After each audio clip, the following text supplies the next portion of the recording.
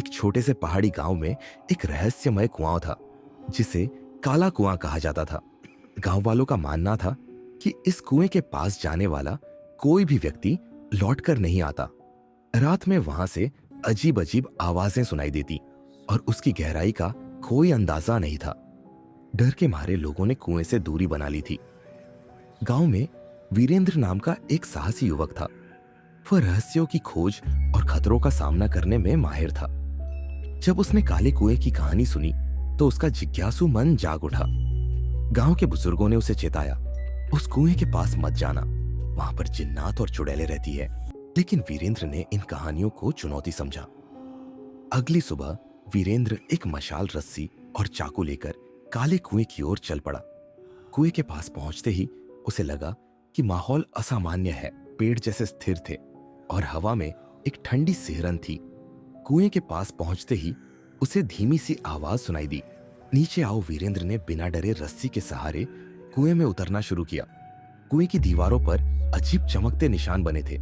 तली पर पहुंचकर उसने देखा कि वहां एक पत्थर का दरवाजा था। अंदर जाने पर एक युवती जंजीरों में बंधी मिली। उसकी आंखों में दर्द और एक अनोखी चमक थी। उसने कहा, कृपा करके मुझे बचाओ, मैं 100 सालों से यहां कैद हूं। मुझे चुड़ैल समझकर गांव वालों ने यहां बंद कर दिया। वीरेंद्र को उसकी बात पर दया आ गई। उसने जंजीरें तोड़ दी। तभी युवती ने एक भयानक हंसी के साथ अपना असली रूप दिखाया। वह एक शक्तिशाली चुड़ैल थी। अब मैं आजाद हूं, पूरे गांव पर मेरा राज होगा। यह कहकर वह गायब हो गई। गांव लौटकर वीरेंद्र ने देखा कि सब लोग चुड़ैल के वश में थे। उसने गांव की पुरानी किताबें खंगाली और जाना कि चुड़ैल को रोकने का एक ही तरीका है, उसे मंत्रों के साथ दोबारा कुएं में कैद करना। वीरेंद्र ने पंडित जी की मदद से एक योजना बनाई। रात को वीरेंद्र ने चुड़ैल को काले कुएं के पास बुलाया।